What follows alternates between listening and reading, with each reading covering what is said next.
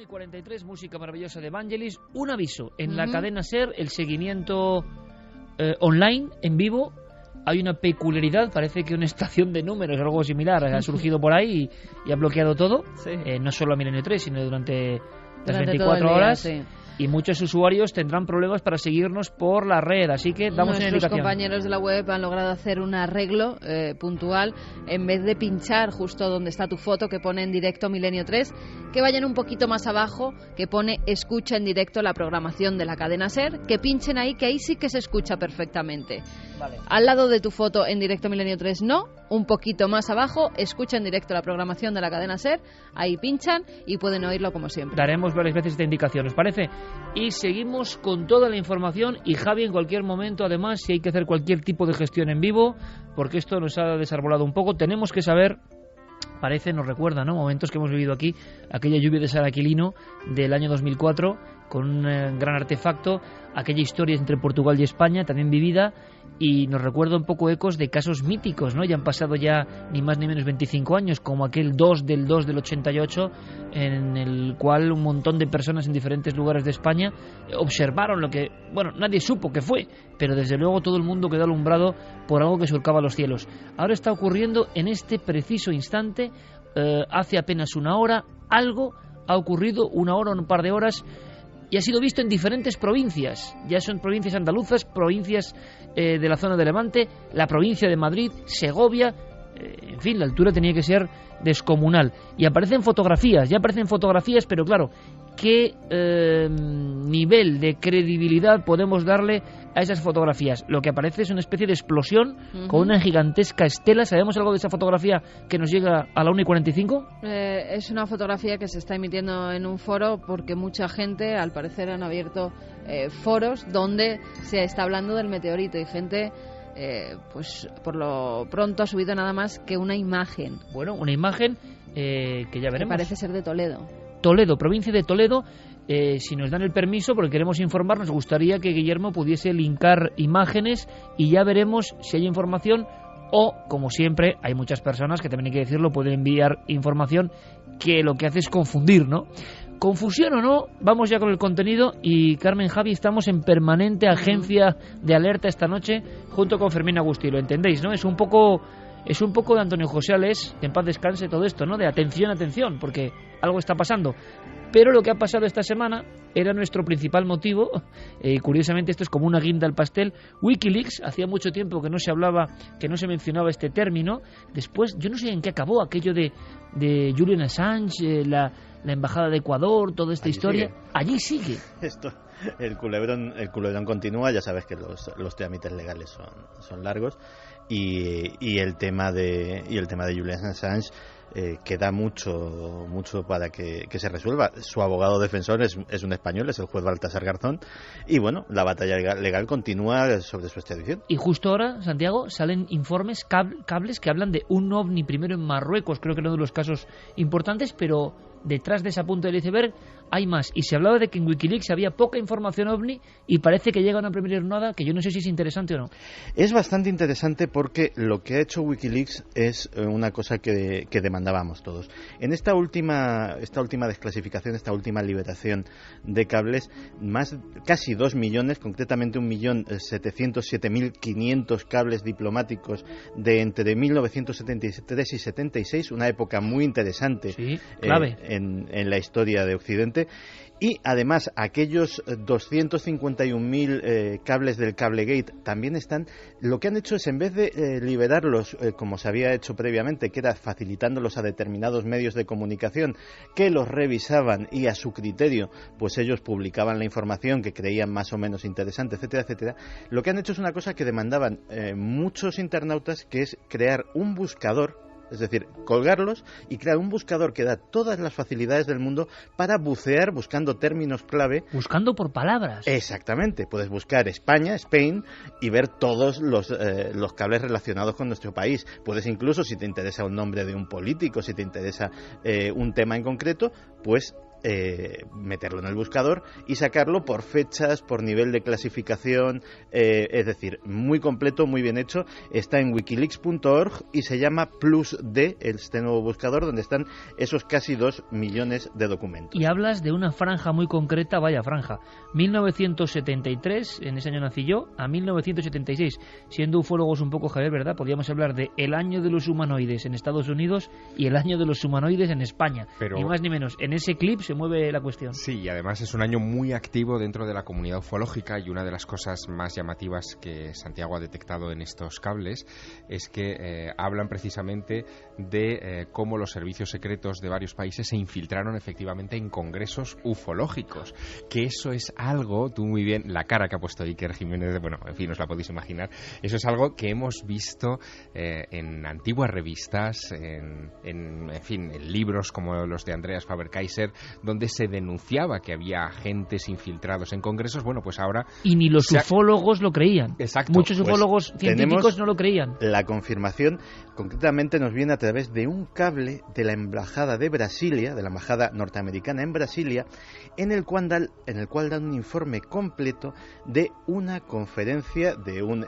simposio ovni organizado por el ufólogo brasileño Flávio Pereira, que, bueno, pues allí la embajada detalla a Washington todo, es decir, quién iba, quién no iba, de qué se hablaba, de qué no se hablaba, etcétera, etcétera. Esto es buenísimo y le da otra dimensión, o sea, esto me parece más importante que un caso de un objeto en el cielo, no sé qué. Me viene a la mente ahora mismo, y sé que Javier va a poner otra cara, ese mítico libro, Extrañas historias de un periodista, Josep María Armengou, hablando de los primeros congresos en Barcelona, de esta época, 1973, ellos tenían mucho miedo porque creían y se hacían reuniones sobre, por ejemplo, 2 extraños individuos que se sentaban en la última fila, que nadie conocía, ya la mítica, ¿no?, que si tomaban solo leche y ciertas pastillas y demás, y que eran de los servicios secretos o algo más, quién sabe. En fin, me refiero a que en la mítica interna de estos temas y en los ambientes más o menos bizarros, era como lógico pensar que estaban siendo vigilados, que los investigadores, que los ufólogos, que los que tocaban este tema estaban siendo perfectamente escrutados por el poder, por si algo no convenía. Y esto de alguna forma se acabó convirtiendo en leyenda urbana. Y ahora Wikileaks, exactamente 40 años después de los hechos, de algunos hechos y de algunos simposios de ufología, nos cuentan, nos dicen, nos revelan que de leyenda nada, que esto interesaba a algunos poderes. Claro, la cuestión está en averiguar cuál era el interés exacto, porque desde la perspectiva ufológica más bizarra, como tú decías, quizá lo primero que se nos viene a la cabeza es que estaban allí para vigilar las sorprendentes revelaciones que pudieran hacerse en un congreso de estas características y cortocircuitarlas si atentaban contra sus intereses. Pero desde la perspectiva de los servicios de inteligencia, bien podría ser otra cosa. ¿Y si estaban allí estudiando a la comunidad ufológica, viendo qué cosas eran las sensibles en ese ambiente y estudiando dónde poder inyectar desinformación para de repente, en fin, alterar el orden de esa comunidad y poder incluso minar ciertas cosas de las creencias colectivas? Era un movimiento nuevo, con tintes en algunos casos casi para religioso. Eso es. Eran nuevas comunidades en momentos de gran tensión, por ejemplo en España, imaginémoslo, y había posibilidades de sectas, de nuevos grupos, de nuevas tendencias desconocidas hasta el momento. Es hasta cierto punto lógico que los servicios de inteligencia estuviesen con la lupa puesta, ¿no? Claro, además hay una cosa, hemos detectado, digamos, este hilo. Aquí no están todos los cables diplomáticos de esa época, están los que están, es decir, los que han podido acceder la gente de Wikileaks a ellos, con lo cual es posible que todavía clasificados, todavía secretos, haya muchos más sobre muchos más congresos, sobre muchos más actos, etcétera, etcétera. Hay otro que en este sentido también es muy revelador. Es concretamente de 1975 de la Embajada Norteamericana en Túnez. Y es muy escueto, pero lo que dice detrás es bastante revelador. Dice: en Túnez no se han visto ovnis. Así de claro. Es decir, que el cuerpo diplomático norteamericano debía de estar reportando todas las embajadas si les habrían preguntado, bueno, si todos los meses o lo que sea, dais un reporte de si se han visto ovnis en vuestro país o no. Y este en concreto... Un pasar lista, me estás hablando. Efectivamente. Y este en concreto, simplemente, o sea, es un texto escuetísimo, es: en Túnez no se han visto ovnis. ¿Y donde se hayan visto ovnis? O sea, ¿hay cables, por ejemplo, de Marruecos u otros casos? El de Marruecos le vamos a hacer mención especial porque también es muy interesante, porque ha tenido repercusiones incluso, pero hay uno concretamente fechado en 1973, en noviembre de 1973, la Embajada de Ghana. Y la Embajada de Estados Unidos en Ghana reporta que el propio... ovnis en África, El propio gobierno ganés se queja de que en repetidas ocasiones objetos voladores que no se corresponden con ningún tipo de aeronave conocida han violado su espacio aéreo.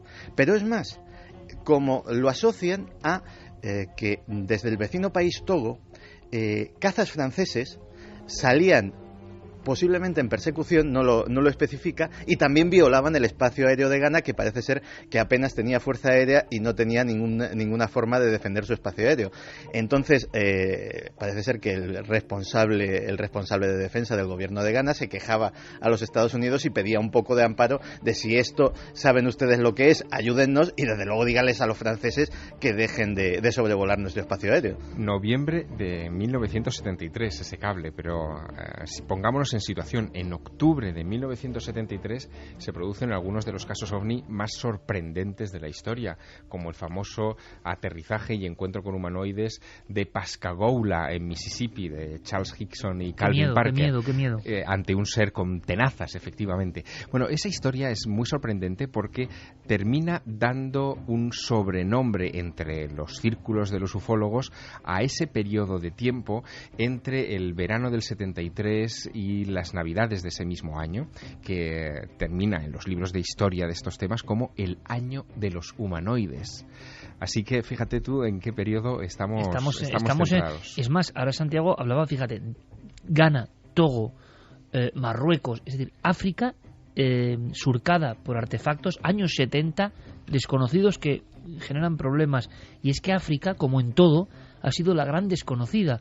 Y si uno va a la ufología africana, se encuentra pues con algunos reportes impresionantes. ¿Os acordáis? Había uno que a mí me impresionó mucho, un objeto tipo Torrejoncillo en España, es decir, un cono de fuego, para que todo el mundo nos entienda, o tipo Valdepero, que investigó nuestro compañero Javier Pérez Campos, un embudo de fuego pero con forma de cono que casi desciende al suelo, pero en Saladar, Etiopía, 1970, llega a derrumbar casas y se habló de que pereció gente. Y hay algunas fotografías, nosotros las emitimos en Cuarto Milenio, con los surcos en la carretera. O sea, aquello expelía tal cantidad de fuego en llamaradas que abrasó el asfalto y dejó huecos. Claro, era Etiopía. ¿Os imagináis, amigos? 1970. El nivel de reporte y de análisis de las pruebas no fue del todo satisfactorio.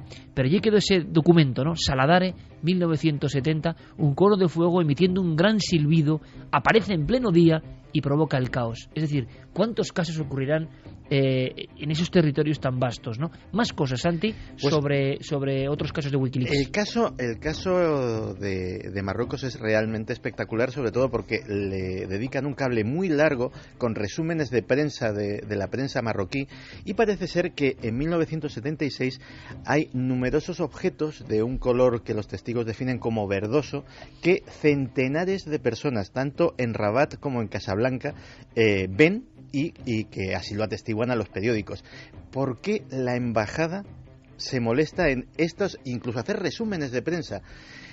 La repercusión ha sido curiosa porque a raíz de conocerse este cable, Foreign Policy, que es prácticamente el órgano no oficial de la diplomacia norteamericana, es una revista de gran prestigio que tiene también su propia página web, se mete en este tema y da la explicación de que podría tratarse de la reentrada de un satélite o de un aparato espacial soviético.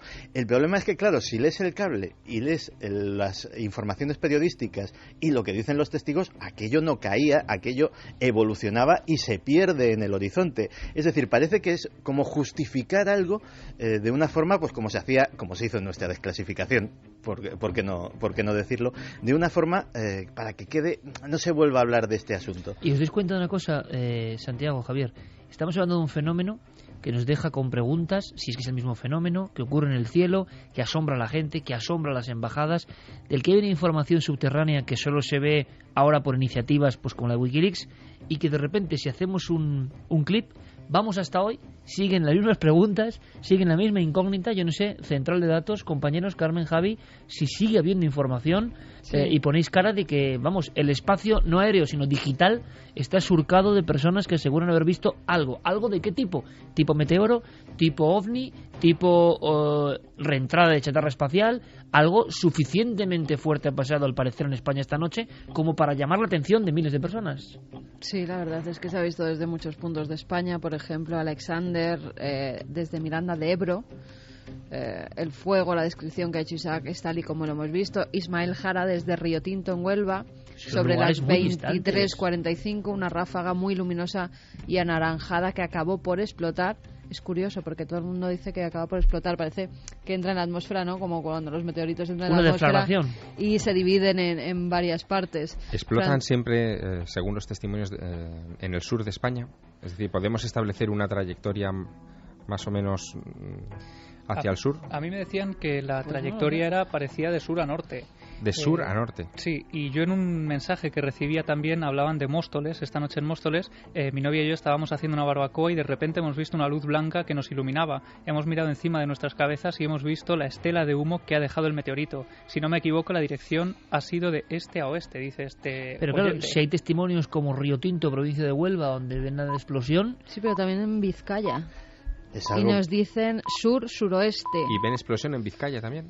Francisco Javier Caballero, desde Abanto, Gallarta, Vizcaya, lo hemos visto de color verde, viajaba casi recto, sur-suroeste, rompiéndose. Con lo cual sí tiene que haber E igual se han visto también diferentes fragmentos. La explicación también puede ser sencillamente de una explosión de un porte bastante importante que sucede a una altura tremenda, es decir, lo suficientemente alto como para que se pueda ver desde toda la península ibérica. Estamos pues intentando que ser muy grande para que desde conectar toda la con algunos de los compañeros que están pero les ha pillado en fuera de juego, ¿no? Algunos amigos que tenemos en diferentes observatorios. Guadalajara, no era noche de observación. También apuntaba, Valdepiélagos. En Plasencia también. Cartagena. O sea, bueno, es que se ha es que visto España, por el este también, ¿no? De España. Mira, sur, hay una descripción también, y norte. Hay quien dice, se ha iluminado todo el cielo en la noche, hemos podido ver como la estela que dejaba casi atravesaba la Osa Mayor.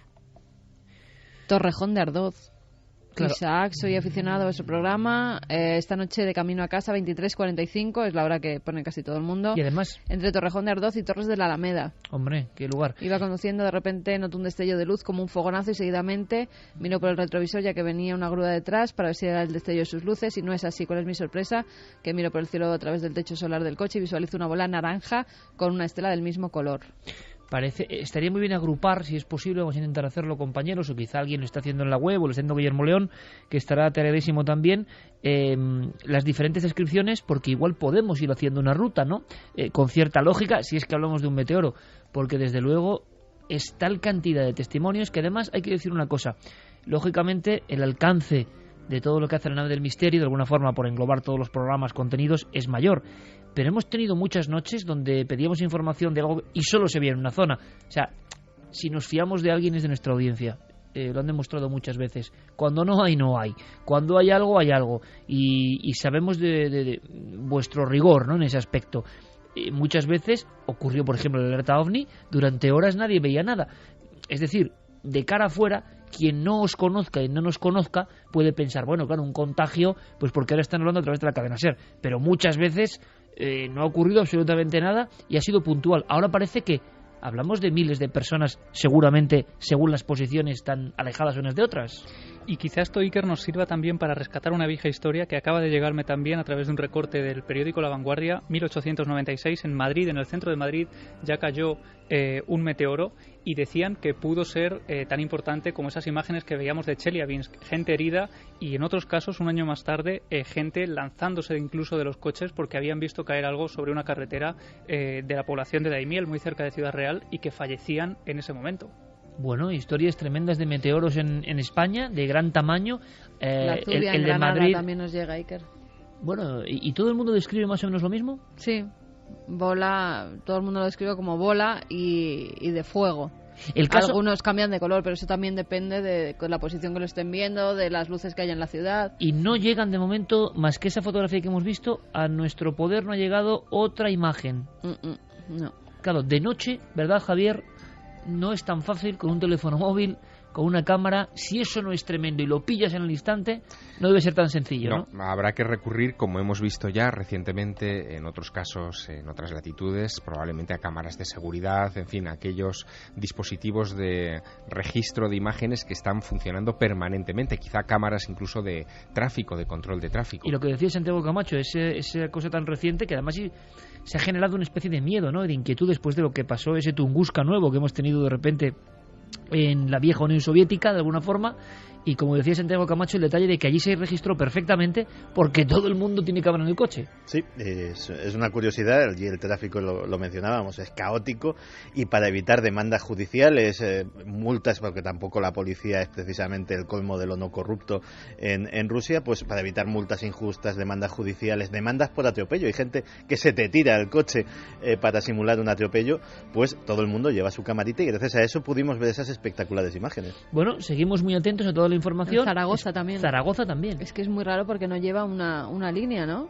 Hombre, a no ser que a cierta altura y en un momento eso se haya dividido en diferentes fragmentos que hayan recorrido de sur a norte. De sur a norte una gran cantidad de posiciones. Pero de sur a norte, pasando por el centro, yendo hacia Zaragoza, luego a Vizcaya, es un poco raro, ¿no? Bueno, de momento por el norte ya sí que no hemos visto, no nos han llegado, ¿no? Por Vizcaya. el momento, Vizcaya. Claro, hay que ver horarios, es importante. 11:45, 11:50. Zaragoza nos decía este último oyente, yo he visto algo extraño, como para que se haya podido ver en más sitios. Parecía ir muy bajo en Zaragoza, visto desde la parada del autobús en la avenida Puente del Pilar hacia las 11:50. Lo he comentado con mi esposa y a continuación hemos llegado y ya nada. Es curioso porque todo el mundo precisa con bastante frialdad y control 23:45, 23:50. Así que bueno, seguimos esperando toda la información posible. Le pediremos información y si es posible además que nos lo comunique Fermina a Guillermo, que rápidamente haga un sondeo por satélites, reentradas, posibilidades, a ver si hay alguna y que te lo comunique. Fermín, ¿te parece? ¿Qué puede ser a nivel astronómico? Y hacemos un llamamiento también a los centros de control de tráfico, por ejemplo, que sabemos que escuchan este programa muchas veces, por si de repente pueden revisar ese fragmento de sus grabaciones entre las 23:44 más o menos y las 23:50. Y por supuesto a todos los agentes de las Fuerzas de Seguridad del Estado que siguen muy bien este programa y tenemos buena muestra de ello, que recorren España. Cualquier información que nos podáis brindar es importante porque nos gustaría saber, como tantas otras veces, ¿no? Tenemos a media España mirando hacia las alturas, intentando buscar la sombra de un fenómeno, sea el que sea, y es bonito intentar ponerle nombre, pues para quedarnos tranquilos, porque a muchas personas hablan como que las dimensiones eran importantes y como que les ha asustado, no era algo muy lejano, ¿no? En algunos puntos parece que eso está más lejano y en otras comunicaciones la sensación del público, de los oyentes, era que casi estaba encima, ¿no? Así que seguimos muy atentos con toda la información. Hay otra, muchísimo más bizarra. Quiero escuchar un documento. Es un hombre, Santiago, que habla de ovnis extraterrestres. ¿Quién es este hombre que vamos a escuchar? Pues Stephen Greer es un médico norteamericano y ufólogo. Aquí lo hemos mencionado alguna vez como fundador del proyecto de desclasificación, del Disclosure Project. Él consiguió que 500 funcionarios militares, testigos de alta cualificación como pilotos, etcétera, etcétera, pues hicieran públicas en una serie de conferencias y de textos en su página web, pues sus experiencias directas con el mundo de los ovnis, incluso con el contacto con entidades que parece ser salían de estos aparatos, o el conocimiento por parte del gobierno de los Estados Unidos de posible inteligencia no nacida en nuestro planeta. Pues bien, su último gran proyecto es un documental que se va a estrenar dentro de unos días, el día 22, que se titula Sirius.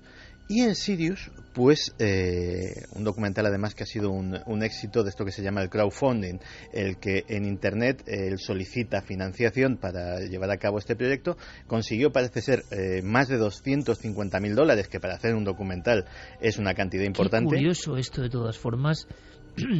Permíteme que te interrumpa, Santi. ya no es el tema de Sirius o el fenómeno del investigador y todo lo que vamos a contar ahora, que es muy curioso, excesivamente curioso quizá, sino estamos asistiendo, ¿verdad?, a un montón de cosas que antes eran impensables. Películas, documentales que se hacen porque a través de la red las personas dicen: yo quiero dar $2, $5, $10, 20 euros para este proyecto que a mí me interesa y me siento parte de él. Es curioso, ¿no? Es decir, están cambiando las normas, ya no hace falta solamente la aquiescencia o el sello o la luz verde de una gran compañía, de una multinacional. Está cambiando todo a un nivel de rapidez que yo creo que no somos conscientes. Alguien dice: tengo una idea, y ni siquiera se va a unos estudios. Pide ayuda a la gente a través de la red y la respuesta es inmediata. Pues sí, de hecho así se han publicado libros, hay crowdfunding de novelas, por ejemplo, se han hecho películas de largometraje, por ejemplo unos cineastas nórdicos hicieron una película muy bizarra sobre platillos volantes nazis que se titula Iron Sky y que fue íntegramente financiada con sus efectos especiales, no es una película nada amateur. Y además esto es como, en el buen sentido yo creo, un virus artístico, porque hay muchas personas y muchos proyectos en España también que están siendo financiados, digamos, pues por el público, y ese público que ha puesto algo, ¿tiene algún derecho sobre esa...? Pues depende de las condiciones del crowdfunding. Por ejemplo, hay muchas de estas iniciativas que, por ejemplo, un artista novel quiere publicar un disco, pues tú tienes derecho pues a X copias físicas del disco, más las descargas, incluso en algunos casos, dependiendo de la donación o de las condiciones, puedes aparecer tú en la carátula del disco, como en los agradecimientos, como uno de los donantes. Pues fíjate, a mí esto me parece un fenómeno muy interesante, y positivo. Yo creo que es positivo. Sí, es el mecenazgo de toda la vida, pero llevado a pie de calle. Es decir, todos podemos ser mecenas de los proyectos en los que creamos. Es aquello de la suscripción popular de las viejas estatuas de muchas ciudades, ¿no? Donde se instaba a la población a que diera un pequeño donativo y con eso se fundía la imagen del personaje al que se quería homenajear. Qué curioso. Y entonces este hombre, que ya ha retratado Santiago Camacho, que con el crowdfunding ha conseguido casi $300.000 para hacer un documental que se llama Sirius. ¿Queréis escucharle? Porque ahora viene la segunda parte de la historia. El problema no es demostrar que los extraterrestres existen, sino estudiar los sistemas de energía con los que han llegado hasta aquí. Algunos científicos han ocultado durante décadas esta información debido al poder centralizado del petrodólar, del petróleo o del gas.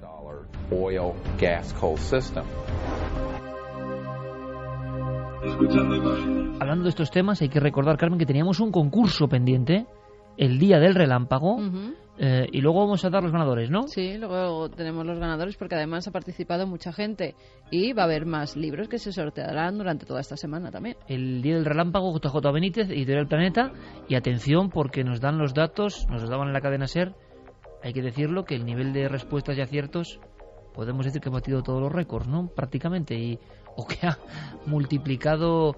Fermín, compañero, buenas noches. Buenas noches, Iker. Simplemente para que nos des el dato, es que parece que ese concurso que lanzábamos y que a través de cadenaser.com, ¿no? Consistía en una serie de preguntas, luego comentaremos más adelante. Simplemente quiero que me digas ahora que ha debido batir todo tipo de récords y hay más de 1.000 personas que han acertado. 1.109 respuestas acertadas. Acertadas. Y era una pregunta muy concreta y nada fácil. Efectivamente. No tenemos el dato de cuántas personas han participado, pero solo acertadas más de 1.000. Bueno, pues estaremos muy atentos.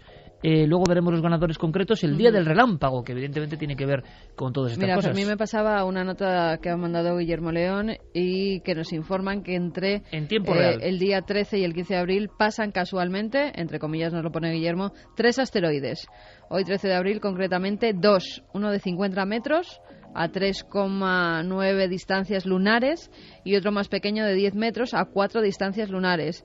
Lo que se ha visto no es el asteroide, pero de nuevo, y como el día del meteorito de Rusia, coincide con el paso de uno de estos grandes y se ven otros más pequeños que quizá acompañen a esos grandes. Es curiosísimo porque me estoy acordando de aquel caso, Javier, del 2 de febrero del 88, que fue como también... claro, sirvió, en aquella época que no había tanta información, sirvió para que muchas personas se dedicaran directamente a la ufología, así como suena, que vincularan sus anhelos a una observación que cambió muchas conciencias, y quizás lo importante. Y recuerdo grabaciones que tú tuviste en su día, creo que sobre la región de Murcia, de avionetas y aviones que veían una estela de varios discos o piezas, o quizá fragmentos, en formación, ¿verdad? Y que nunca se supo si había un gran meteoro, si había una gran figura, si luego seguían otras, pero vuelve a ocurrir, ¿no? Parece que cuando se espera un meteoro controlado, pasan otras cosas. En aquella ocasión fue al caer la tarde del 2 de febrero de 1988, cuando se supone que un gran bólido, una gran bola de fuego, entra a la altura de Lisboa, atraviesa la península ibérica y desaparece por la costa levantina, dejando un reguero infinito de testimonios, muchos de los cuales llamaron a la cadena SER para dar cuenta de lo que estaba sucediendo, a un programa que en ese momento llevaba Julio César Iglesias, que se llamaba mítico. La Ventana Indiscreta, ¿no? En aquella ocasión muchos de estos testimonios hablaban de una bola verde, pero pronto comenzaron a surgir otros que hablaban efectivamente de discos, de objetos en baja cota, en lugares donde teóricamente nadie podría haberlo visto, como la cornisa cantábrica o las costas andaluzas, las costas más orientales de Andalucía. En fin, aquello generó un gran desconcierto.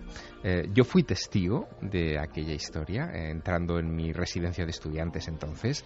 Ya te digo, me acuerdo perfectamente del impacto que me causó ver aquella bola de luz tan grande, que pensé inmediatamente que se trataba de algo natural, no pensé en nada ufológico, ¿no? Pero después hubo incluso testimonios de personas que dijeron que sus vehículos habían detenido al paso cercano de esta bola de luz, y surgieron inmediatamente las especulaciones. Se hablaba de que el 2 de febrero de 1988 estaba a 33 días del inicio del año, a 333 del final de aquel año. Algunos hablaron incluso de claves místicas vinculadas al fenómeno OVNI. En fin, fue incluso el arranque de una corriente de contactados que veían una señal casi de la segunda venida de Jesucristo a la Tierra. Hubo de todo. Todo por una señal en el cielo, todo por que una luz siempre en ha el sido cielo. Una noche movida, ¿no? Como la que de alguna forma estamos teniendo hoy, y estamos informando de todo en tiempo real, como debe ser.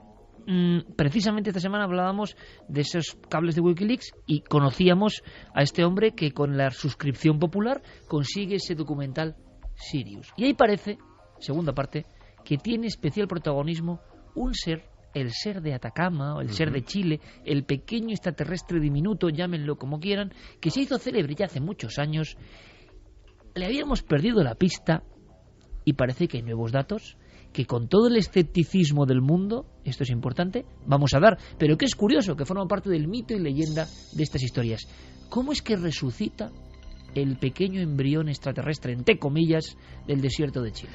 Bueno, pues Stephen Greer está a breves fechas de estrenar su documental y, como cualquier director que se precie, está en promoción.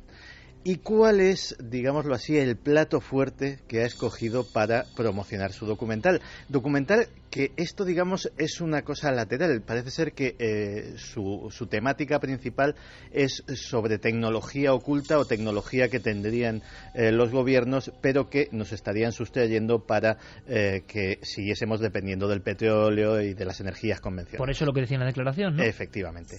Pues elige a este diminuto ser de Atacama, una momia de una criatura humanoide de unos 15 centímetros. Creo que Guillermo León habrá puesto ya algunas fotografías en los paneles de Facebook y en la web, en ikerjimenez.com, en Nave del Misterio. Tendréis la información, porque es bueno, yo creo, también observar, ¿no?, la figura de la que estamos hablando.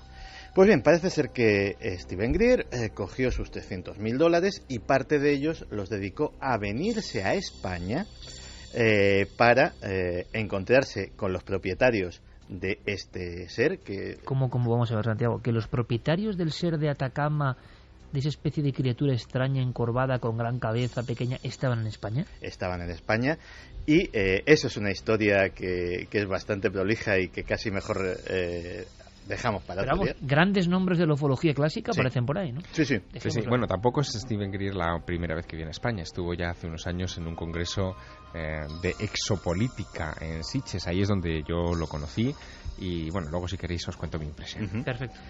Bueno, Pues parece ser que coge su presupuesto, su equipo de filmación y contacta con las personas que custodian esta momia y decide hacer lo que nunca se había hecho, que es un estudio a gran escala, porque ya había sido estudiada por forenses españoles. Ojo. Y ya había sido analizada. Y las conclusiones preliminares... ¿Conocemos a los forenses españoles?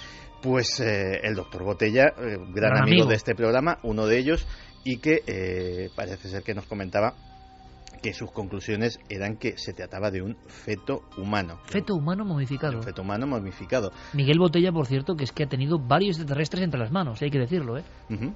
Pues, de hecho, bueno, las condiciones del desierto de Atacama las conocéis vosotros mejor que nadie y en aquel momento, pues, posiblemente la cultura de allí había decidido que aquello era un ser humano, lo habían amortajado y simplemente, pues, por el propio ambiente del desierto, por la propia sequedad, pues se había quedado momificada. Hombre, es que todas las culturas antiguas, Atacama y otras partes, como es lógico, pensaban que un feto era un ser humano. Somos los primeros que no lo consideramos, ¿no? Las culturas actuales occidentales, pero en toda la humanidad siempre un feto ha sido un ser humano, por supuesto. Pues bien, lo que pasa es que, claro, este feto, este humanoide, esta criatura tiene un aspecto que si están viendo las fotografías ahora mismo nuestros oyentes, pues la verdad es que cuadra bastante con la iconografía que tenemos actualmente de lo que debería ser un alienígena.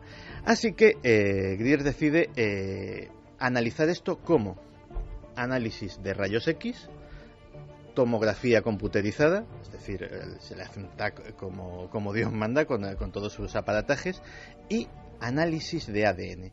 Y aquí es donde vienen las afirmaciones más gruesas de Grier, que ya veremos el documental para ver si se confirman quiénes han hecho esos análisis, en qué condiciones, con qué resultados, qué nombres. Él habla de primeras personalidades de los mundos de la genética y de la medicina forense.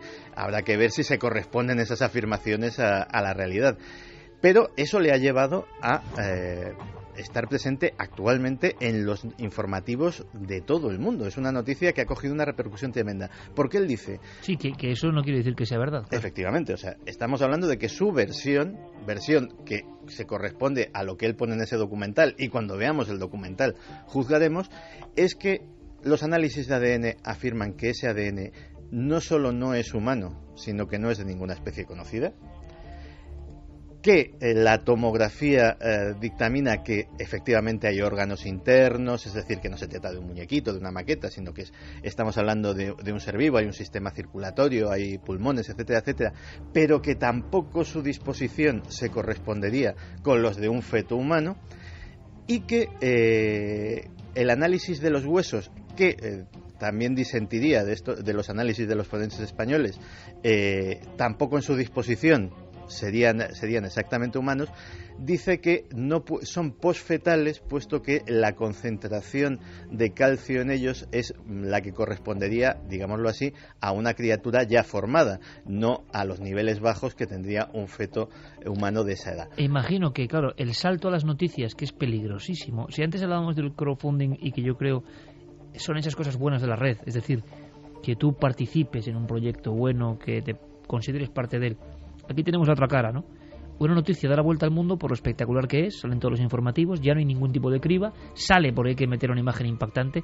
Tú ves los informativos y te quedas alucinado de decir, ¿cómo están los informativos? Dios mío, luego dicen de los temas del misterio, ¿no? Pero es la realidad, y entonces lo espectacular va ahí, luego ya se verá si es cierto o no. Y el tema del extraterrestre de Atacama está bastante descartado por parte de la ufología hace mucho tiempo. Esto entra dentro de una dinámica muy rara. Aquel cráneo de las estrellas, el Star Child, que tanta murga daban con él, y que, hombre, yo recuerdo un programa de mi buen amigo, siempre ponderado y además que es un gran hombre y un gran divulgador, Joaquín Abenza. Hicieron un día, me llamaron un programa sobre el Star Child, y yo noté que lo que yo le decía a Joaquín era como un poco de agua fría, porque había estado el investigador.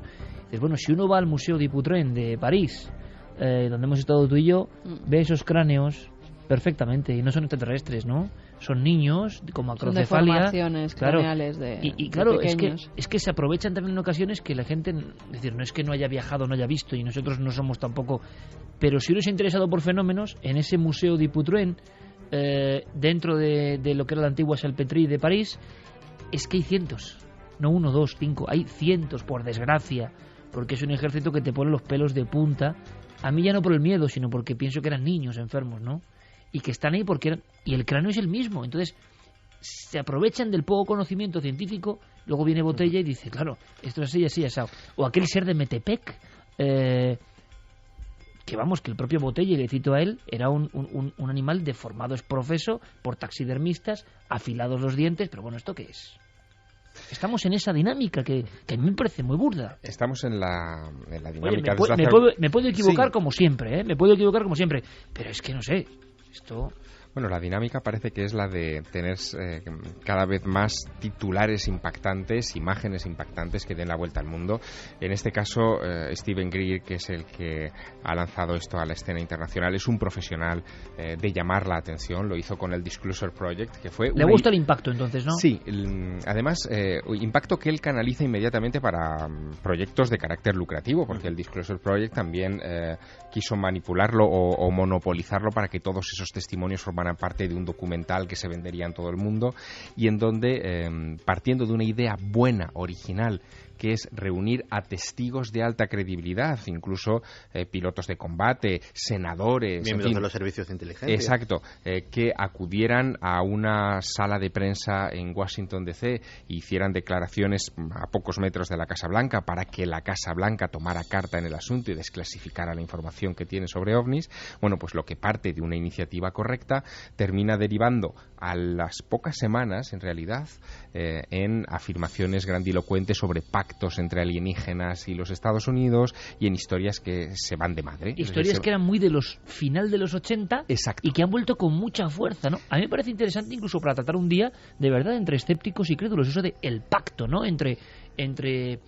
Estados Unidos, casi siempre Estados Unidos, y los extraterrestres. Y esto que ya la ufología incluso daba como de broma, pues resulta que también con la red ha surgido una nueva generación de personas que yo entiendo que es muy atractivo y que sin ningún tipo de criterio crítico, y siempre pensando que todos podemos estar equivocados, de acuerdo, pero hay algunas cosas, algunas afirmaciones impresionantes, ha vuelto a coger esa fuerza. El tema es que cuando transcurren 10, 15 o 20 años de una información, aparecen nuevos consumidores vírgenes de esa información que no tienen ni idea de lo que ha ocurrido ni de la justificación o conclusión que han llegado sus predecesores 2 décadas atrás, y la consumen como si fuera una novedad absoluta. También eso ocurre en los medios de comunicación, que sorprendentemente parece que tenemos poca memoria de este tipo de asuntos, y también se produce otro factor que a mí me sorprende, y es la falta de sentido común.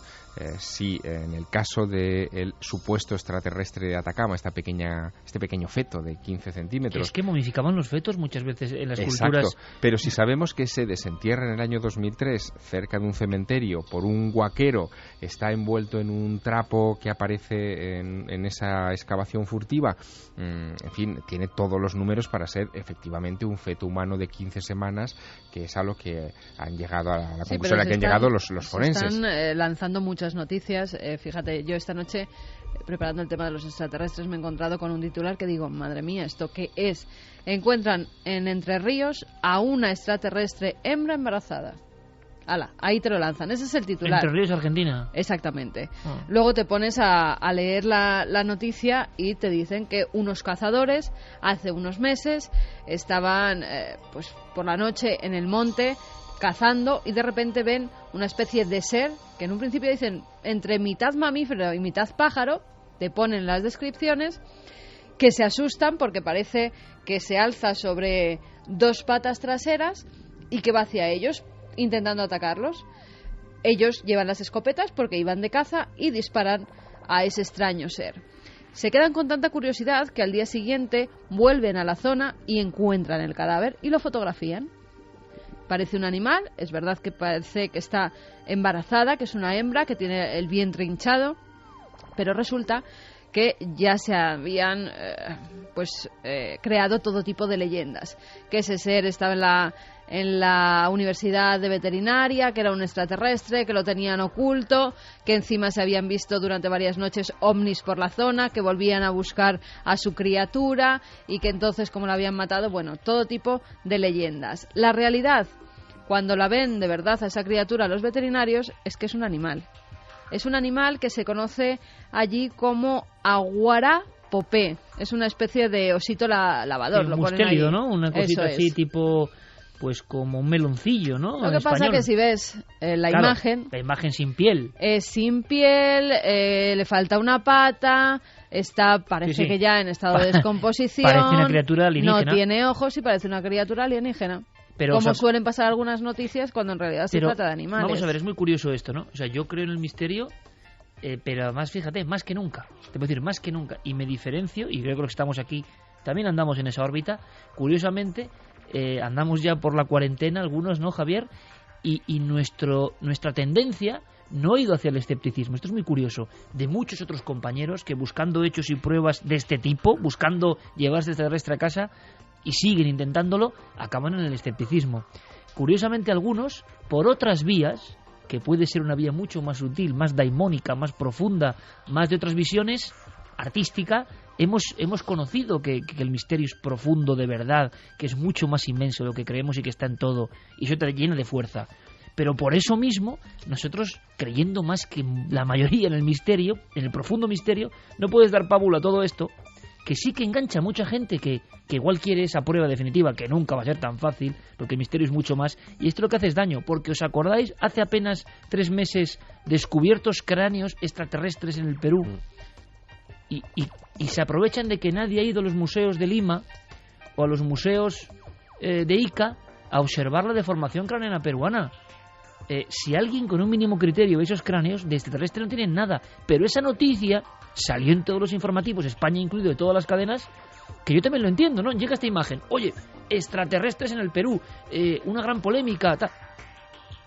Y es que no se sostiene. Entonces, eso sí que yo creo que es dañino para el misterio, ¿no? O sea, ahora mismo cualquier noticia con un impacto potente llega a unos límites que nunca hubiese llegado hace 20, 30 años, ¿no? Y los que creemos en el misterio, precisamente porque claro que creemos que hay otras cosas, esto no solo es que es burdo, es que tampoco entiendo cómo muchísima gente, porque hay quien dice...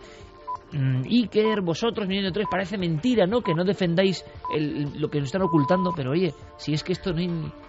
Esto es dañino para el misterio. Esto antes llegaba a unas agencias de prensa. Esas agencias de prensa las remitían a los distintos medios a los periodistas. Y los periodistas, si eran especializados en este tipo de temas, cribaban esa información. Hoy en día la información le llega a todo el mundo a la vez. Y quien no tiene esa capacidad para cribar o quien no lleva unos años investigando fenómenos, pues no tiene por qué darse cuenta. Fermín Agustí, hacía tiempo que no ocurría esto, sobre todo porque había problemas en la audición del programa online y solía ocurrir en la mañana siguiente. Tengo que agradecerlo, hay cosas buenas y que significan... Me decía Guillermo León, porque Guillermo León es como un profeta, es el profeta de Valencina de la Concepción, provincia de Sevilla. Me decía, Iker, ojo, que el tema del share social, el eco que tienen las cosas va a ser muy importante. Yo no le creía, pero tiene razón, siempre suele tener razón Guillermo León. Y decía, atento, porque el eco de un programa va a medirse a nivel inmediato, como estamos hoy siguiendo la noticia de algo que ha sobrevolado España esta noche a nivel inmediato.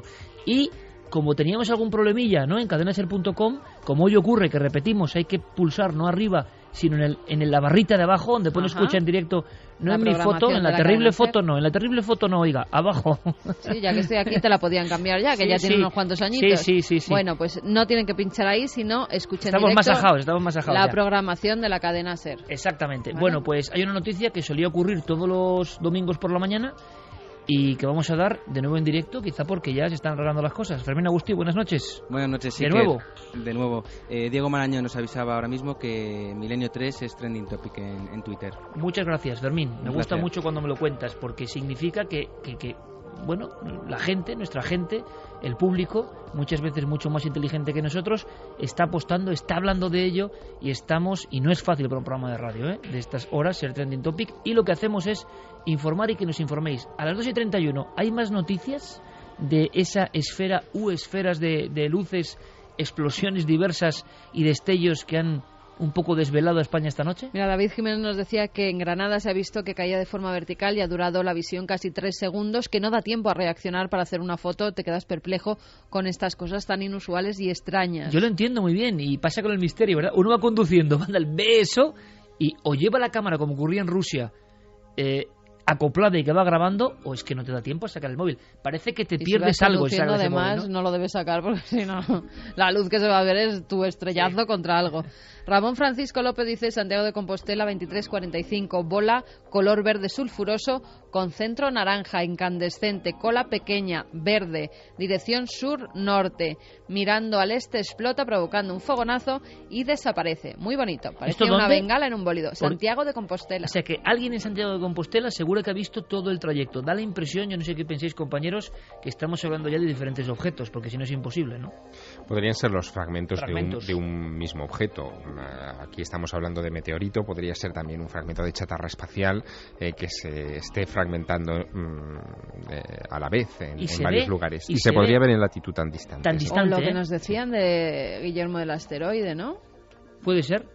Porque sí que vimos que con lo de Rusia parecía que ese gran asteroide a su alrededor podía llevar más piedras pequeñas y algunas de ellas... Sería interesante saber si más allá de los Pirineos y en Francia, por ejemplo, esto también ha sido detectado. Que igual podemos... Nuestros amigos franceses, porque nos escuchan, nos están diciendo desde México, Argentina, Argelia, pues nuestros amigos franceses, a ver si nos dicen algo. Hubo un amigo que hizo un mapa de seguidores de Milenio 3 y era impresionante. O sea, era impresionante, no quedaba lugar prácticamente en el planeta. Allí había alguien escuchando la cadena SER. Javier, ¿seguimos sin recibir información gráfica a estas horas? Información gráfica de momento nada, no nos ha llegado nada. El ser en plena noche y el estar a cierta distancia lo debe hacer difícil, ¿no?, de capturar. Hay una persona que decía que la visión ha durado casi unos 10 segundos, lo cual, pues es un tiempo suficiente. Lo que pasa es que, como decía Carmen, ¿no?, se ha quedado pasmado y le ha sido casi imposible sacar nada. Es difícil calcular estas cosas, ¿eh? Claro. Muy probablemente algunas de las apreciaciones son fruto de la subjetividad y de lo rápido que ha sido todo esto. O sea que hay que ponerlo todo en cuarentena. Zona de Eibar a Vitoria. También lo han visto, sí, explosión en el cielo, que habéis dicho antes, yo también lo he visto conduciendo, me ha asustado, pero al esfumarse tan rápido me pareció una estrella fugaz, pero sin duda la explosión ha sido más grande de lo habitual y más cerca. Manuel Cejuela nos lo decía. Bueno, pues muchas gracias, y muchas gracias además a un montón de periodistas. En Zamora también. Zamora también, oye, todo tierras ufológicas de gran tradición. Daniel Fernández lo ha visto allí. Información al minuto, luego por supuesto si queréis preguntas para ese otro segundo gran bloque que va a ser al regreso de las noticias, preguntas sobre el otro lado, sobre el nuevo programa de Carmen, sobre Telecinco, sobre vuestras inquietudes, sobre de qué va a ir, cómo va a ser, de qué forma, sobre nuestro futuro, pues todo eso nos lo preguntáis si queréis. Pero sí me gustaría en este momento, y antes de hacer una pequeña pausa con una información que nos trae Carlos Cala muy interesante, y de entrar en otro tema maravilloso, sí me gustaría, sin dar tampoco muchos datos, pero compañeros de Onda Cero, de los deportes de Onda Cero, directores de programas de deportes de Onda Cero o de Marca Televisión, que nos escriben unos mails maravillosos, nos escriben unos mails llenos de cariño y de admiración, y cuando esto ocurre, como hemos hecho nosotros, con otros compañeros entre cadenas, pues emociona especialmente. Así que gracias, colegas, gracias a todos los que esta semana nos habéis brindado, pues no sé, vuestro apoyo y que nos gusta, como nosotros escuchamos, por supuesto, muchísima radio, porque la buena radio no sabe tampoco solo de distintivos ni colores, ¿no? Así que gracias a los compañeros de la competencia en este caso. Vámonos con un breve, pero que es muy interesante, muy interesante. ¿Sabéis que ha vuelto a saberse algo del llamado Evangelio de Judas, compañeros? Sí. Mira qué cara ha puesto Javier Sierra. Nos lo cuenta Carlos Cala. Un antiguo certificado de bodas egipcio ha confirmado la veracidad de las tintas usadas en el controvertido texto del Evangelio según Judas. El texto, escrito en copto egipcio, sugiere que Jesús pidió que su amigo Judas le entregase a las autoridades, por lo que descartaría a Judas Iscariote, como siempre se le ha conocido, como un traidor. Esta semana se ha realizado la reunión nacional de la Sociedad Química Estadounidense en Nueva Orleans, donde el investigador Joseph Barad y su equipo han analizado el texto descubierto en 1970 tras casi 1700 años oculto, y han llegado a la conclusión de que el Evangelio fue escrito con una forma primitiva de tinta ferrogálica, que incluía hollín negro de carbón ligado con una goma, lo que indicaba que el texto podría haberse escrito en el tercer o cuarto siglo después de Cristo, pero era diferente a cualquier otro, ya que este no contenía azufre.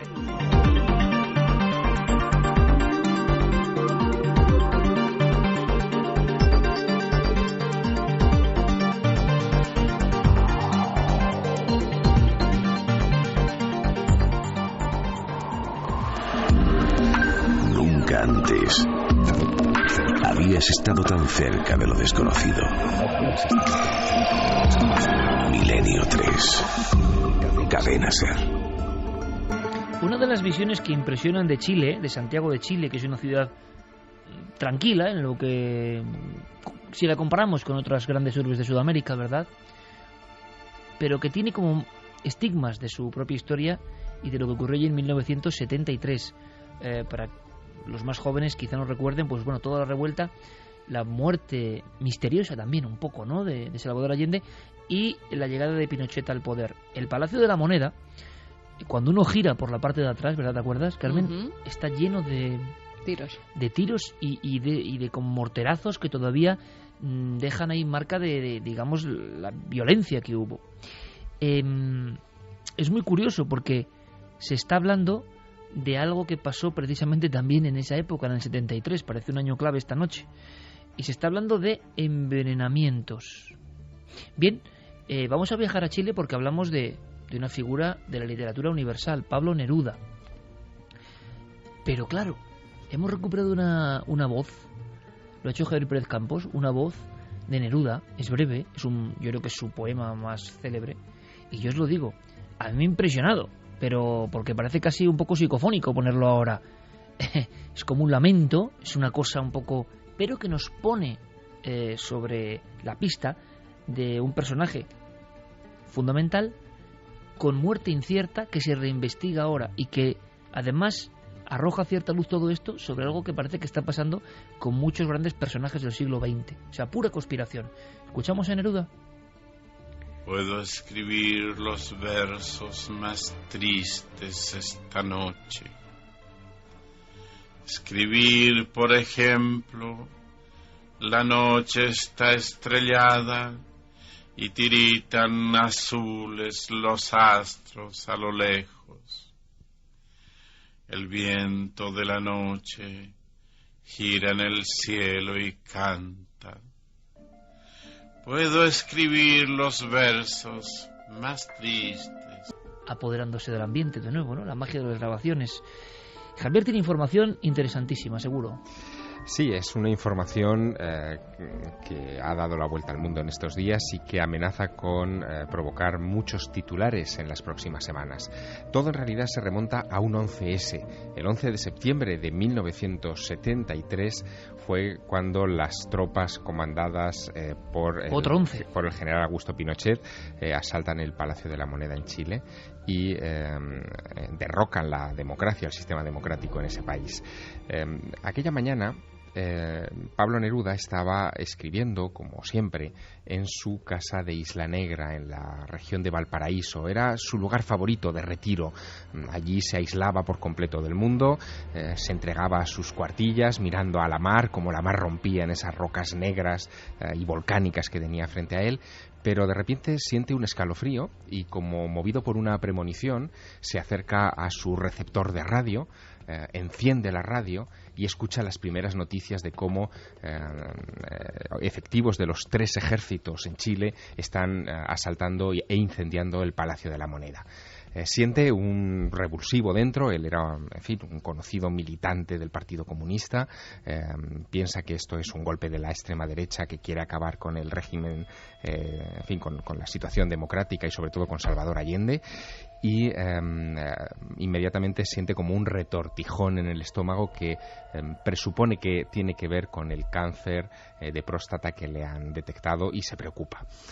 La preocupación ante esa primero premonición y luego esos dolores se multiplica unos días más tarde y el 19 de septiembre de 1973 le dice a su chofer y hombre de confianza, secretario y lector y revisor de sus poemas, Manuel Araya, recuerda ese nombre, que por favor lo lleve inmediatamente a Santiago de Chile a un hospital.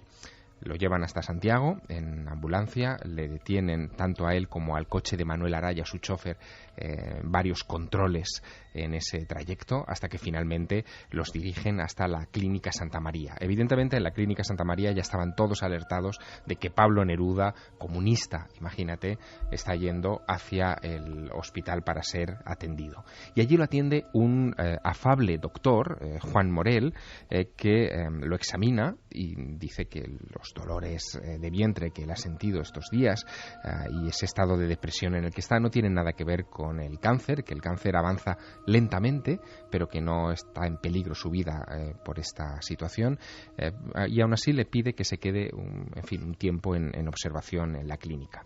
Al día siguiente, Manuel Araya, el chofer, que no se ha despegado en ningún momento de la vera de su amigo y jefe Pablo Neruda, y que está preocupado porque ahí fuera, en las calles de Santiago, siguen todavía los disturbios y las tropas están por doquier, es enviado por el doctor Morel a buscar medicinas que no están en el hospital para Pablo Neruda.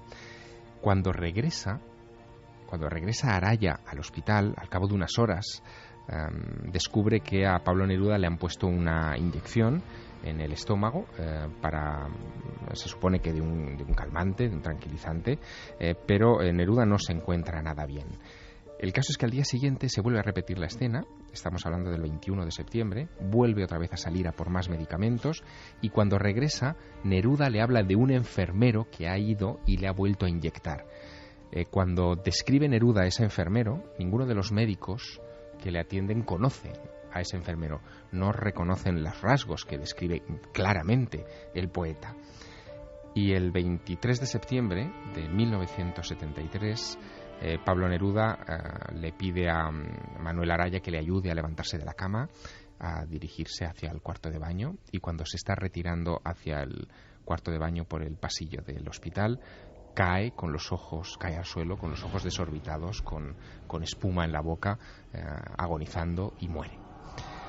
Esa es la escena que Manuel Araya no olvidará mientras viva. De hecho, Manuel Araya sigue viviendo en estos días y se ha convertido en un personaje muy popular en Chile en estas últimas semanas, porque ha conseguido que un importante juez chileno, el juez Mario Carroza, a instancias de su testimonio, reabra el caso. Manuel Araya está convencido de que ese misterioso enfermero envenenó a Pablo Neruda con varias dosis de alguna sustancia química que le provocó la muerte, una muerte en 2 días, y que hizo que de repente Pablo Neruda desapareciese de la faz de la historia en un momento especialmente dedicado. Si hubiera sobrevivido Pablo Neruda, ese mismo 23 de septiembre de 1973 se hubiera embarcado en un avión de hélices en el aeropuerto de Santiago rumbo a México, a su exilio, donde le estaban esperando para organizar la resistencia contra Pinochet.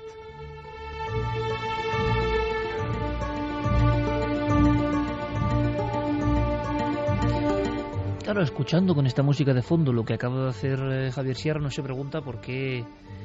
Hombre, no sé, habrá buenos profesores de historia, pero desde luego si te cuentan así la muerte de Pablo Neruda, te la aprendes, no te la olvidas y te gusta mucho. Te gusta mucho, Javier, porque es como una lección. Estábamos ahora todos, yo desde luego, viendo la escena como nunca la había visto. Así que una vez más nos quitamos el sombrero, ¿no? Pero claro, el misterioso enfermero, a mí me ha dado miedo, ¿no?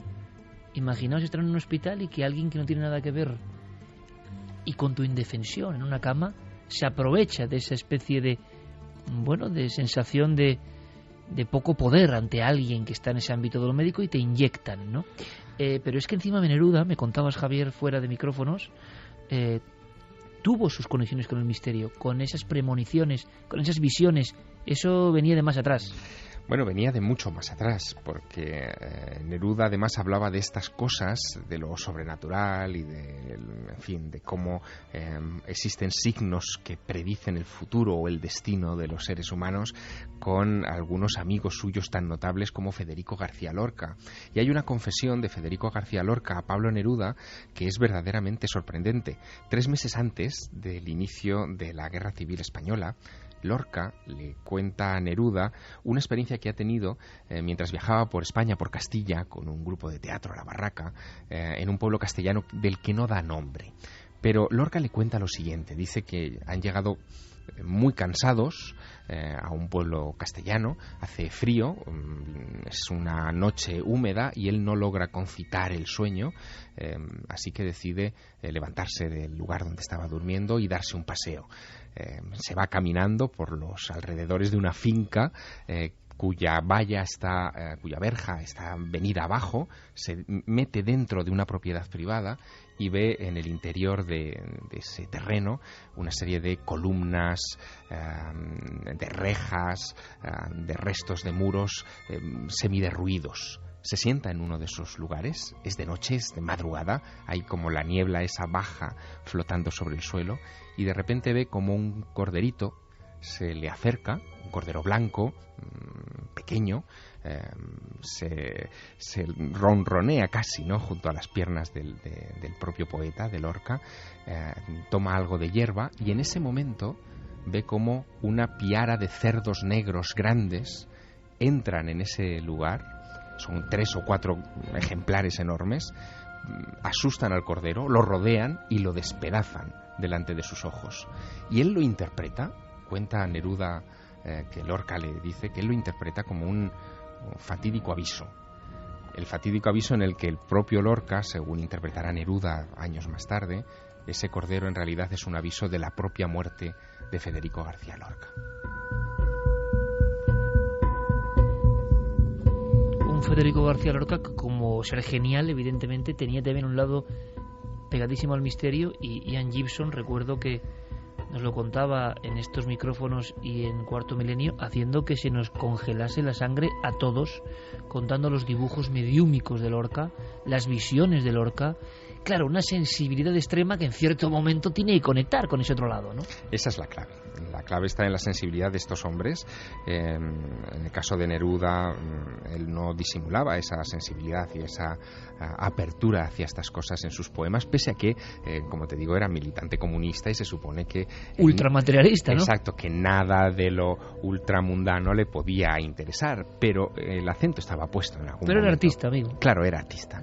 Pero fíjate que es curioso, en la historia de la muerte de Pablo Neruda hay un elemento curiosísimo. El juez Mario Carroza, este juez que a instancias del testimonio del chofer de Pablo Neruda se interesa por el caso, ya había participado antes en otra investigación justo en la clínica Santa María donde se produjo la muerte del poeta.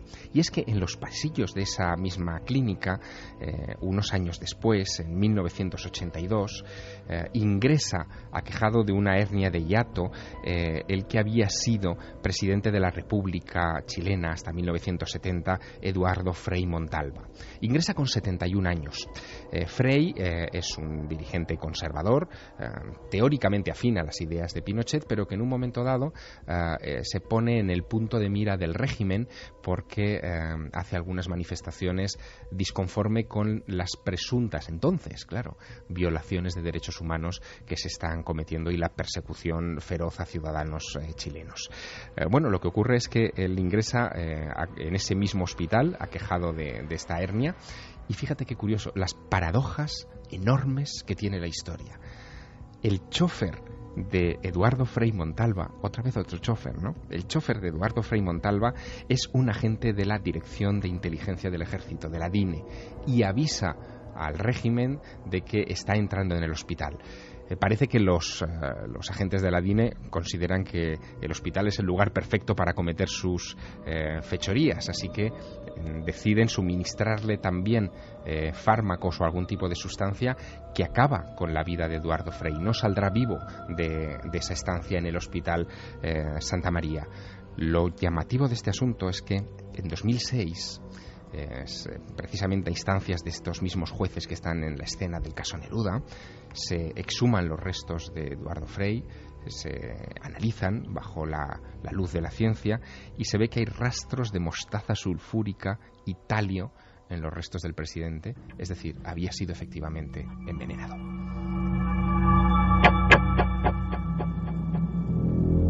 Esto pone los pelos de punta, porque son acontecimientos que parecen casuales, que se esconden en la vida hospitalaria y que cambian historias de países. Claro, y estamos ya viendo el mundo de la conspiración y ¿por qué y quién da la orden de hacer eso? ¿Es solamente el país o hay supraórdenes? Porque recientemente, Santiago Camacho, compañero, estamos viendo cómo con el tema de Arafat está ocurriendo algo muy parecido, ¿no? Dicen. Sí, de hecho los resultados los sabremos dentro de unas semanas. Pero todo vino a raíz de que la viuda de Yasser Arafat encargó un estudio y se encontraron rastros de polonio 210 en sus sedes personales, concretamente en el gorro que llevaba y en su cepillo de dientes. ¿En el cepillo de dientes? Como tú nos has contado tantas veces, sí. Donde, por ejemplo, los servicios secretos búlgaros, es que esto hay que imaginarlo, metían un espía, metían la aguja dentro de la pasta de dientes y metían un elemento, por ejemplo, radiactivo dentro de la pasta de dientes. Sí, y se iba envenenando uno poco a poco. Existe una de las cosas más terribles cuando se desclasifica información de inteligencia son los famosos manuales de asesinato que existen, que te explican la manera correcta de arrojar a alguien por la ventana, por ejemplo, o que te explican efectivamente pues cómo introducir veneno subrepticiamente utilizando técnicas de los ilusionistas para que no se dé uno cuenta de que le están envenenando o de que le están intoxicando la copa. Pues efectivamente se encontraron esos restos de polonio y fue lo suficiente como para que las autoridades determinasen que sí, que se podía exhumar el cuerpo de Yasser Arafat, y se están haciendo pruebas periciales por parte de expertos suizos que los resultados son complicados porque el polonio 210 tiene una vida media muy corta, es decir, la vida media de un elemento radioactivo es cuando pierde la mitad de su, digamos, de su radiación, creo que son 19 días, es muy poco, con lo cual los restos que quedasen en el cadáver tendrían apenas leves trazas de radiación, pero aún así esperan que si existen esas leves trazas, encontrarlas y poder demostrar que un servicio secreto, en este caso todos los ojos apuntan hacia Israel, pues podría haber sido el responsable de la muerte del líder palestino.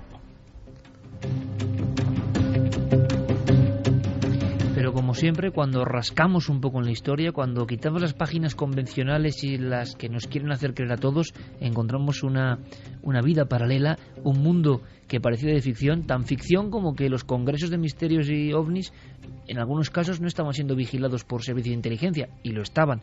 Todos pensábamos que era así, pero ahora tenemos la confirmación. Por cierto, que no quería acabar el tema de Wikileaks sin darte el último de los cables, el que más me ha gustado y curiosamente el que menos dice, porque solamente hace referencia a un documento que está en microfilm. Lo pone, simplemente es una referencia a un microfilm dirigido desde la Oficina de Océanos y Medio Ambiente Internacional y Asuntos Científicos y Oceanográficos, ni más ni menos. Este organismo le dirige a Archerville un microfilm que se titula Disposiciones para dar la bienvenida a formas de vida extraterrestres a los Estados Unidos. Y nada más. Y nada más, solamente que el microfilm existe, la fecha, concretamente miércoles 26 de marzo de 1975, unos números de referencia, origen y destinatario. ¿Cuánto nos queda por saber? Nos queda por saber si hay nueva información, y hay una muy interesante. Hay una fotografía dejando un rastro rojizo en el cielo nocturno, no en España. No en España, pero es que hay que tener cuidado porque estamos viviendo uno de esos efectos Lázaro. Claro, un montón de gente enviando fotos que no son. Sí, es una noticia del 10 de abril de este mismo año, una foto tomada en Buenos Aires de un supuesto meteorito en llamas. Lo que ocurre es que algunos medios la están publicando ahora con fecha de 14 de abril, aprovechando el boom de las redes sociales con la palabra meteorito. Vaya, hay que tener mucho cuidado, hay que tener 1000 ojos. Acabamos con información y por supuesto a la vuelta todas las preguntas sobre ese programa al otro lado y muchísimos más casos, más historias. Vamos con mensajes. Pues Miguel Ángel nos decía, es positivo ver cómo los contenidos de un programa como Cuarto Milenio, lo que pasa que lo voy a dejar para... No, todo lo que tenga que ver con el programa fuera. Vale. Eso para luego. Rubén Sánchez, pues sí dan miedo, pero son bonitos los versos, un poco tristes. Chris dice, vaya voz terrible, grande Pablo. La voz les ha dado terrible. Bastante miedo. Sí, es que, oye, que Pablo Neruda era Pablo Neruda, pero la voz soltada así con música, como hemos puesto, de repente abriéndose en la noche, parece una invocación espírita o algo así, ¿no? Ha dado mucho reparo a la gente. Yo lo sabía porque a mí me ha dado también. Luis Lombardo dice, la historia se repite. En el 36 aquí tuvimos a Lorca, Miguel Hernández y Antonio Machado, porque se fue, y en los 70 allí en Chile tuvieron a Neruda. Isidro Cainora, qué magia la de la radio, la de recuperar a tantos personajes que son inmortales. Carolina dice, Pablo Neruda, me ha dado miedo su voz, pero como dijo Iker, contando así es difícil olvidarte de esta historia. Rubén del Pozo, espeluznante la anécdota de Lorca y la piara de cerdos. Espeluznante, y cómo lo ha contado Javier Sierra, que nos ha tenido pegados, ¿no? Esas viñetas de la historia y de personajes de la historia que, en fin, es que Mira, ¿qué más se puede añadir? Te voy a leer un mensaje de Diego Marañón que me ha gustado mucho cuando he escuchado la voz de Neruda. Dice: la voz de Neruda es de las cosas más pelopúnticas que han sonado jamás en Milenio 3. Eso es muy de Jesús Callejo, ¿no? Lo de pelopúntico, ¿no?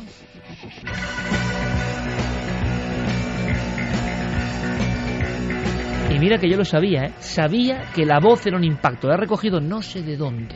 Mar dice Javier que Pérez Campos. voz de ultratumba la de Neruda recitando. Parecía estar más triste aún de lo que decía estar en su poema. También José Luis Serrano Moreno, desde Madrid, dice que es astrónomo amateur que se ha encontrado haciendo astrofotografía esta noche en Escalona, en Toledo, y que de repente ha visto el bólido. ¿Y ahora porque se fotografiarlo? encontraba... Sí, que tiene que venir a Madrid a meter las fotos en el ordenador y que el lunes mismo nos las manda. Bueno, pues genial. Si nos interesa, así que sí.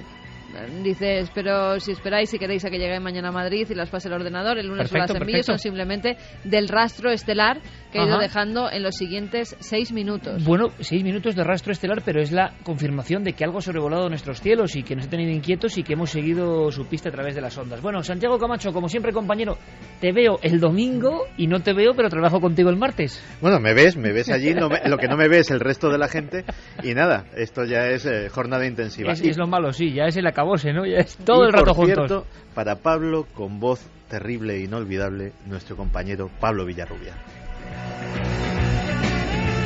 Sí, otro Neruda, ¿no? Otro Neruda a su manera. Otro poeta. Javier, que siga el éxito con el Maestro del Prado, de verdad, por toda España. Mucha fuerza, lo vas a necesitar, mucha energía.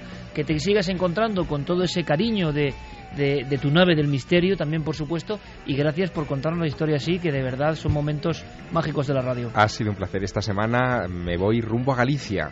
¿Estás en Galicia? ¿Dónde estás? Vigo, Santiago de Compostela y Orense. Casi nada. Javier Sierra, espero que le deis la bienvenida que se merece. Ahora volvemos con todas vuestras preguntas sobre ese nuevo programa nuestro en Telecinco y responderemos con toda la sinceridad. Ahora nuestros compañeros con las noticias.